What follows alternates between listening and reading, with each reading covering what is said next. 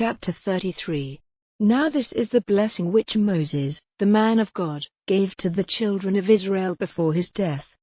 He said, The Lord came from Sinai, dawning on them from Seir, shining out from Mount Paran, coming from Meribath Kadesh. From his right hand went flames of fire, his wrath made waste the peoples. All his holy ones are at his hand, they go at his feet, they are lifted up on his wings. Moses gave us a law, a heritage for the people of Jacob. And there was a king in Yeshurun, when the heads of the people and the tribes of Israel came together. Let life not death be Reuben's, let not the number of his men be small. And this is the blessing of Judah, he said, Give ear, O Lord, to the voice of Judah and make him one with his people, let your hands take up his cause, and be his help against his attackers. And of Levi he said, Give your Thummim to Levi and let the Urim be with your loved one, whom you put to the test at Massah, with whom you were angry at the waters of Meribah, who said of his father, Who is he? And of his mother, I have not seen her. He kept himself separate from his brothers and had no knowledge of his children, for they have given ear to your word and kept your agreement.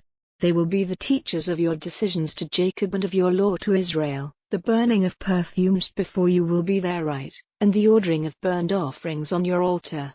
Let your blessing, O Lord, be on his substance. May the work of his hands be pleasing to you. May those who take up arms against him and all who have hate for him, be wounded through the heart, never to be lifted up again. And of Benjamin he said, Benjamin is the loved one of the Lord, he will be kept safe at all times, he will be covered by the Most High, resting between his arms.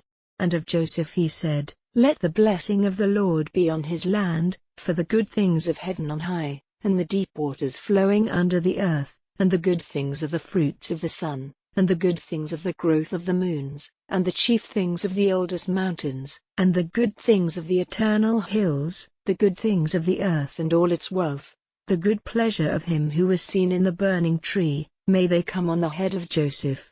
On the head of him who was prince among his brothers. He is a young ox, glory is his horns are the horns of the mountain ox, with which all peoples will be wounded, even to the ends of the earth. They are the 10,000s of Ephraim and the thousands of Manasseh. And of Zebulun he said, Be glad, Zebulun, in your going out, and, Issachar, in your tents.